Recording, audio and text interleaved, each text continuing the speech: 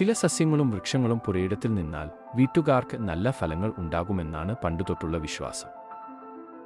എന്നാൽ വീടിന്റെ പ്രധാന വാതിലിന്റെ മുൻഭാഗം ഒഴിവാക്കി വേണം എപ്പോഴും വൃക്ഷങ്ങൾ നടാൻ.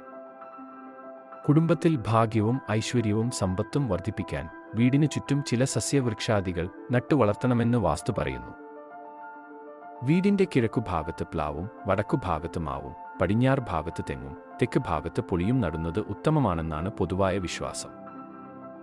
അതുപോലെ കന്നിമൂലയിൽ, അതായത് വീടിന്റെ തെക്കുപടിഞ്ഞാറേ മൂലയിൽ കറുക വളർത്താം. വീടിനു ചുറ്റും തുളസി, വാഴ, കവുങ്ങ്, മുല്ല എന്നിവ നടണം. കൂടാതെ വീടിന്റെ വടക്കുകിഴക്ക് മൂലയിൽ സമ്പൽ സമൃദ്ധിക്കായി കണിക്കൊന്ന വയ്ക്കുക. ഇത് സാമ്പത്തിക ഉന്നതി ഉറപ്പു നൽകും. വീടിന്റെ പടിഞ്ഞാറ് ഭാഗത്ത് മഞ്ഞൾ നടുന്നത് വാസ്തുദോഷങ്ങൾ കുറയ്ക്കുമെന്നാണ് വിശ്വാസം.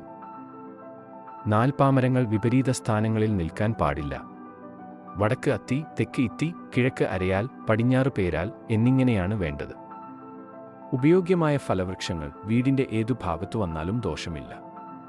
പക്ഷേ മേൽപ്പറഞ്ഞ രീതിയിൽ നട്ടുവളർത്തിയാൽ നല്ലതാണെന്നാണ് വിശ്വാസം.